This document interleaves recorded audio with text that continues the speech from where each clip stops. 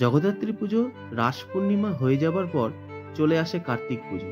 আর এই কার্তিক পুজোয় মেতে ওঠে বঙ্গবাসী। কার্তিক পুজো বলতে সব থেকে আগে যে নাম আসে সেটি হলো বাঁশবেড়িয়া।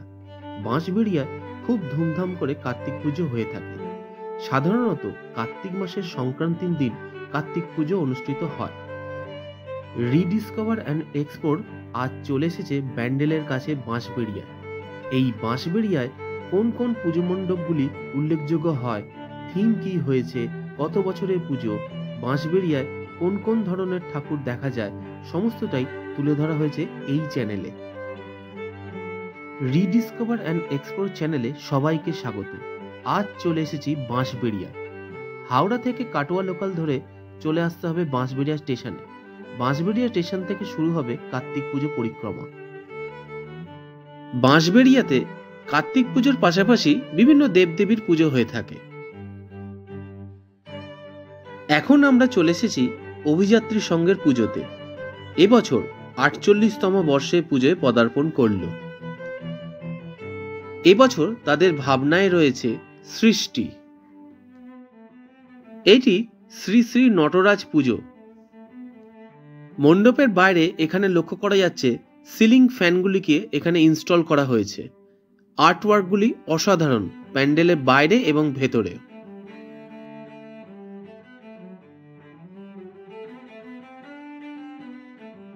অভিযাত্রী সংঘের পুজো দেখে কিছুটা এগিয়ে গেলে সামনেই পড়ে জামাইগলির অ্যাসোসিয়েশনে জামাই কার্তিক পুজো। এবছর তাদের ভাবনায় রয়েছে বিরহ গাথা নকশি কাঁথা। কবি জসিমউদ্দিনের নকশি কাঁথার মাঠ যে কবিতা রয়েছে সেটি অবলম্বন করে রূপাই সাজুর যে গল্প, সেই থিম এই পুজো মণ্ডপে সেজে উঠেছে। সমগ্র ভাবনা ও পরিকল্পনায় রয়েছে প্রশান্ত খাটুয়া। এখানে এসে জানা গেল গ্রামের স্বনির্ভর গোষ্ঠী গ্রামীণ মহিলার দ্বারা সৃষ্টি হয়েছে নকশি কাঁথার গল্প। অর্থাৎ গ্রামীণ মহিলারাই এই নকশি কাঁথার ওপরেই সুন্দর কারুকার্যগুলিকে ফুটিয়ে তুলেছেন এবং সেগুলো এখানে এই পুজো মণ্ডপে ইনস্টল করা হয়েছে। প্যান্ডেলের বাইরের অংশটা যতটা সুন্দর, প্যান্ডেলের ভেতরের অংশটাও ততটাই সুন্দর। সুন্দরভাবে এখানে ফুটিয়ে তোলা হয়েছে সমস্ত কারুকার্যগুলি। সঙ্গে রয়েছে এখানে জামাই কার্তিক। জামাই কার্তিকের এই রূপদান করেছেন হাওড়ার আমতার গোপাল পাল।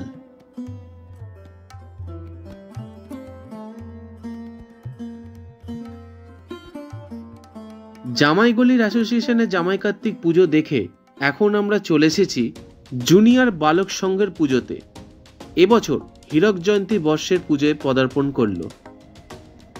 এবছর তাদের ভাবনায় রয়েছে দর্পণ দৃষ্টি। অসাধারণ কারুকার্যে সমগ্র পুজো মণ্ডপটি সুন্দরভাবে ফুটিয়ে তোলা হয়েছে। প্যান্ডেলের বাইরে যতটা সুন্দরভাবে ফুটিয়ে তোলা হয়েছে, প্যান্ডেলের ভেতরের অংশ কাজ অসাধারণ। এখনো মণ্ডপে ঠাকুর আসেনি, তবে 16 তারিখ এই পুজো মণ্ডপের উদ্বোধন রয়েছে।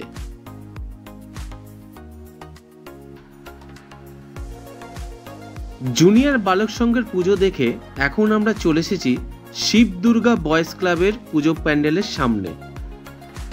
এই পুজোটি সুবিশাল মাঠের মধ্যে হয়ে থাকে। এবছর 56তম বর্ষের পুজোয় পদার্পণ করল। এই পুজো সতীর দেহত্যাগ পুজো নামে পরিচিত। প্যান্ডেলের ভেতরে এবং বাইরে সুন্দর কারুকার্যে এই পুজো মণ্ডপটিকে ফুটিয়ে তুলেছেন এবং তার সাথে রয়েছে সতীর দেহত্যাগ। শিব সতীর দেহকে তুলে ধরে নিয়েছে কাঁধেতে, সেই দৃশ্য এখানে সুন্দরভাবে ফুটিয়ে তোলা হয়েছে।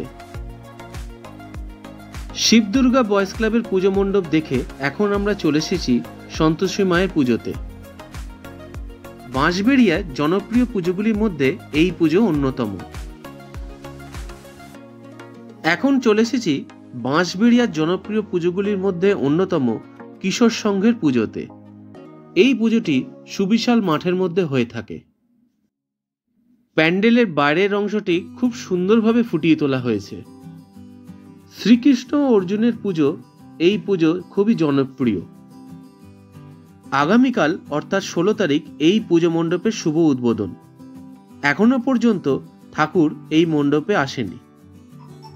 কিশোর সংঘের পুজো দেখে এখন আমরা চলে এসেছি অনির্বাণের পুজোতে। এবছর তাদের 50তম বর্ষের পুজোয় পদার্পণ করলো, অর্থাৎ সুবর্ণ জয়ন্তী বর্ষের পুজো। এবছর তাদের ভাবনায় হৃদয়ে 50, এই নিয়ে তাদের নিবেদন কথা বলা পথ চলা। পুজো মণ্ডপের সামনে এখানে বন্দে ভারত একটি ট্রেন করেছে, এই ট্রেনটি এই ট্র্যাক দিয়ে চলবে। এখানে নিউ জলপাইগুড়ি স্টেশন করেছে এবং বন্দে ভারত ট্রেন এসে পৌঁছেছে। সুন্দর চিন্তা ভাবনায় সমগ্র পুজো মণ্ডপটি সেজে উঠেছে এবং প্যান্ডেলের ভেতরে সুন্দর কারুকার্যে সমগ্র পুজো মণ্ডপটিকে সুন্দরভাবে ফুটিয়ে তোলা হয়েছে। এখানে কার্তিক অর্থাৎ জামাই কার্তিক এই পুজো মণ্ডপে রয়েছে। বাঁশবেড়িয়ার জনপ্রিয় পুজোগুলির মধ্যে অন্যতম এই অনির্বাণের পুজো।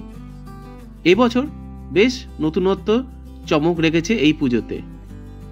এখন চলে এসেছি জাগরণী যুবক সংঘের পুজোতে। সমগ্র পুজো মণ্ডপটি সুন্দরভাবে সাজিয়ে তোলা হয়েছে এবং এখনো পর্যন্ত ঠাকুর এসে পৌঁছায়নি। এখন চলে এসেছি পরিচয় সংঘের পুজো মণ্ডপে। শ্রী শ্রী মহাদেব পুজো, 22 হাতের মহাদেব এই পুজোর বৈশিষ্ট্য। এবছর 53তম বর্ষের পুজোয় পদার্পণ করলো। সুবিশাল মহাদেব নির্মিত হয়েছে এখানে। বাঁশবেড়িয়ার জনপ্রিয় পুজোগুলির মধ্যে অন্যতম মিতালি সংঘের পুজো। এবছর তাদের নিবেদন কুরুক্ষেত্র। এখানে শ্রীকৃষ্ণ সুদর্শন চক্র হাতে নিয়ে রয়েছেন, অপূর্ব সুন্দর এই দৃশ্য। এই মিতালি সংঘের পুজোতে শ্রী শ্রী মহাদেবের পুজো হয়ে থাকে। মিতালি সংঘের পুজো দেখে এখন আমরা চলে এসেছি যুবক সংঘের পুজোতে। বাঁশবেড়িয়ার জনপ্রিয় পুজোগুলির মধ্যে অন্যতম এই যুবক সংঘের পুজো। সুন্দর কারুকার্যে প্যান্ডেলের ভেতরে এবং বাইরের অংশটিকে ফুটিয়ে তোলা হয়েছে। আগামী 16 তারিখ এই পুজোর শুভ উদ্বোধন রয়েছে। ঠাকুর এখনো পর্যন্ত এই মণ্ডপে আসেনি। প্যান্ডেলের ভেতরের অংশ কারুকার্য খুবই সুন্দর। এখন চলে এসেছি সুকান্তপল্লী পাড়া কমিটির পুজো প্যান্ডেলের সামনে।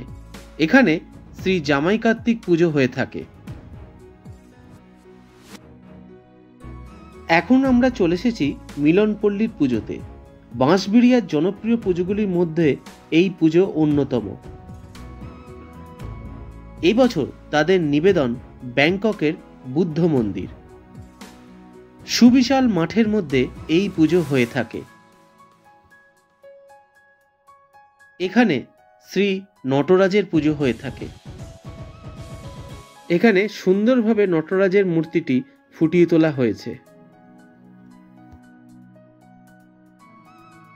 নটরাজের এক পাশে রয়েছে নিতাই গৌর এবং আরেক পাশে রয়েছে রাধাকৃষ্ণের সুন্দর একটি মূর্তি। এখন আমরা চলে এসেছি নবজাগরণী সংঘের পুজো প্যান্ডেলের সামনে। এবছর তাদের ভাবনায় রয়েছে রঘু ডাকাতের ডেরা। এখন চলে এসেছি বাঁশবেড়িয়া মাঠ অর্থাৎ ফুটবল মাঠ গ্রাউন্ডের পুজোতে। এই মাঠেতে দুটো পুজো হয়ে থাকে। একটি সন্তোষী মায়ের পুজো, যেটি প্রতাপ সংঘ ক্লাবের পুজো, যেটি এখন দেখা যাচ্ছে। সুবিশাল মাঠের মধ্যে এটি হয়ে থাকে। আরেকটি হয়ে থাকে মাঠের ও প্রান্তে, সেটি হচ্ছে শিব পুজো। মণ্ডপের বাইরে সুন্দর কারুকার্যে মণ্ডপটিকে ফুটিয়ে তোলা হয়েছে এবং মণ্ডপের ভেতরেও অসাধারণ কারুকার্য এখানে লক্ষ্য করা যাচ্ছে। সাথে রয়েছে সন্তোষী মায়ের অপূর্ব সুন্দর মাতৃ প্রতিমা। মায়ের রূপ এখানে অপূর্ব। প্রতিমা শিল্পীতে রয়েছেন অমিত দাস।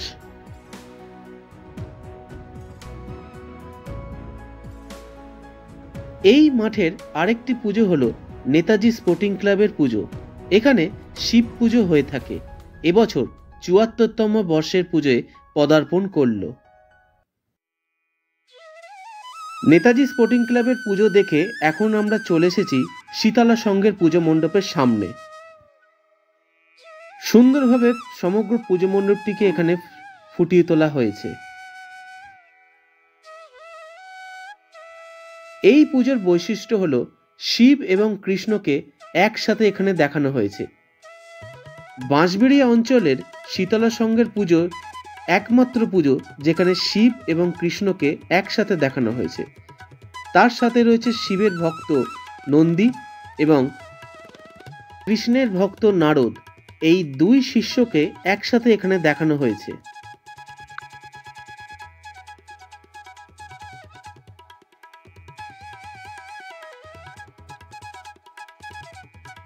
বাঁশবেড়িয়ার জনপ্রিয় পুজোগুলির মধ্যে এই শীতলা সংঘের পুজো অন্যতম।